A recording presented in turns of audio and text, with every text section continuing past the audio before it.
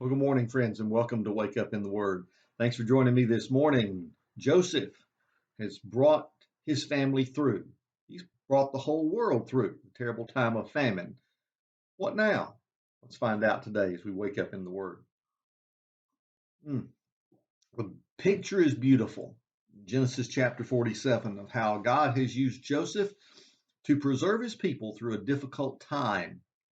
It begins by telling us down in verse 27 that the Israelites now had settled in Egypt in the region of Goshen, of course, as we looked at last couple of days and a week almost. It says they acquired property there and were fruitful and increased greatly in number. Now, this one sentence covers an awful lot of bases, doesn't it? The time of famine is past, the rains have returned, the crops are producing, the animals are reproducing. It seems like everything's going well. Families being raised, businesses returning. The pandemic that we're going through right now has done something similar to a famine. It's shut down a lot of the world, hasn't it? What's going to happen when the time of return rolls around? Well, that's kind of what Joseph and his families were going through now. The prosperity is returned, and all of a sudden life comes back to some sense of normalcy. What will that look like? Well, nothing like it looked before because now things have changed. Now there's a whole new system in Egypt, nothing like the system that was in place before, and it's all because of Joseph and his intervention. Well, things change in the world, and this is one of those great paradigm shifts that happened in Egypt then. An even greater paradigm shift is happening right now all around us, and we'll see it unfold before our very eyes, I believe, this year, the year 2021. But as we get back to our story, after reading this, what can we say about it? I don't think anyone has said it any better than Chuck Swindoll in his beautiful book entitled simply Joseph. He said Jacob's people, now called by his God given name Israel, have become abundantly fruitful. Young couples married, babies were born, their numbers greatly increased. Then, after 17 years in the land of Egypt, Jacob marks his 147th birthday. Now, this is an old man. Now, remember, some of the patriarchs on this side of the flood lived much longer than we do now. It seems like the length of our years, remember, from those who lived hundreds of years prior to the flood, now are shortening. Apparently, something took place with that tremendous catastrophe that we call the Noahic flood that began to reduce the lifestyles of human beings, perhaps just more cosmic rays coming in or something, who knows? But lifespans were now shortening down to more like what they are now. So for Jacob, although he may not have lived as long as some of his forebears, he's living longer than many of his own descendants will ever think about living. 147 years. Now back to Swindoll.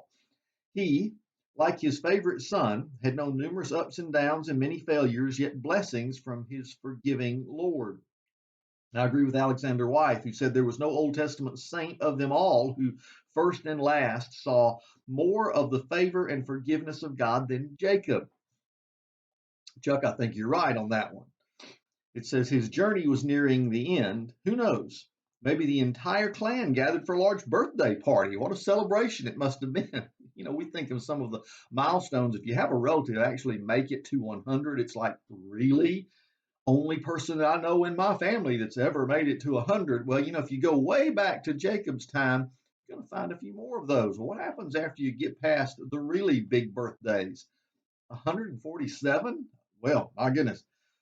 So he said sometime after this, possibly within the same year, is the last that we got the last age recorded for him. Jacob realized that the angel of death was near his bedside, and not surprisingly, he called Joseph in. The scene was another of those memorable occasions caught in a scriptural freeze frame. Now look what he does down here in verse number 29. It says, when the time drew near for Israel to die, he called for his son Joseph and said to him, if I have found favor in your eyes, put your hand under my thigh and promise that you will show me kindness and faithfulness. Do not bury me in Egypt, but when I rest with my fathers, carry me out of Egypt and bury me where they are buried. I will do as you say, he said. Swear to me, he said, and all the he saids, that first it's Joseph talking, now it's Jacob, or as we know him now, Israel talking. Swear to me. So then Joseph swore to him, and Israel worshiped as he leaned on the top of his staff. What a picture. Well, again, listen to what Swindoll says about this particular scene. Making promises to the dying is nothing unusual. This is still done today. Frequently, I've heard spouses or children tell promises they've made to a dying mate or a parent. Probably one of our favorite, or at least one of my wife's favorite movies is one called Sense and Sensibility. And the whole premise of the movie starts with a promise made to a father on his deathbed as he demands that a child support the daughters who at that time wouldn't receive any normal inheritance. The sons got it all. And so the whole movie is built on this idea that we sometimes make promises to those who are dying. Well, listen, what about this strange picture, though, of placing one's hand under the thigh of another? What's all that about? Uh, he quotes Brown, Driver, and Briggs, old but still reputable authorities on the Hebrew text, who suggest that this sealing of the promise was done by placing the hand beneath the lower back or beneath the buttocks. And Joseph then promised to do as his father asked. And he also indicated this symbolically by placing his hand under Jacob. It was an oath taking posture that was very common at the time, done for centuries. Promising me now before God, Joseph, that you're going to bury me back in our father's land. Promise to bury me over there in Canaan, the land of our people, not in Egypt. God brought us to Egypt so we could survive the famine, but I want to be buried in the land of our forefathers along with Abraham and Isaac and Leah. Take me back there. Don't bury me in Egypt. Swear before God that that will not happen. And Joseph swore to keep this promise to his father. Think about some of the implications of this promise. Is Jacob not happy in Egypt? Well, of course, it's been a place of salvation for he and his family. But Jacob realizes something he wants passed along to the rest of the family. And if you're dying, you're thinking, what's some of the most important truths I can bless my family with and pass along to them? And here's the most important one. He wanted to get it across to his children, his grandchildren, great, great, great grandchildren now, that this is not your final home. There is a promised land that God has promised for his people, for us, your temporary sojourners here in Egypt. You're eventually going there. That's why we have so many songs in some of the older hymn books that seem to sing about Canaan in light of heaven and seem to compare the two. And we have all these songs about moving up to Canaan's land and things like that. In James Dobson's book, Straight Talk to Men and Their Wives, Jim tells about the epitaph he placed on his own father's tombstone. On that footstone, as he calls it, he had two simple but powerful words engraved. He prayed. Well, now, what do you think you would put on on Jacob's tombstone if you were Joseph and you had to engrave it? Now, Swindoll particularly says that he should put not what he did in his earlier days, like he deceived, because that's what Jacob was known for earlier, but maybe what it was like in his latter days. He worshiped. But you got to think about something else that Jacob was asking for here. He was saying, "Hey, look, put my bones in something that's portable, y'all, because I want you to move them when you go back to the land. I want you to take me home." So you might want to engrave on Jacob's tombstone, "Go home, go home," because one day that's exactly what's going to happen. As his final acts, he worshiped God.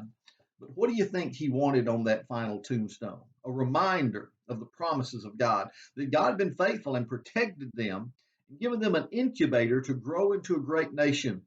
He wanted to remind them of the ultimate promise made first to Abraham, that there is a place that this family, today we would call the Jews of the world, will own and be a part of their promised land.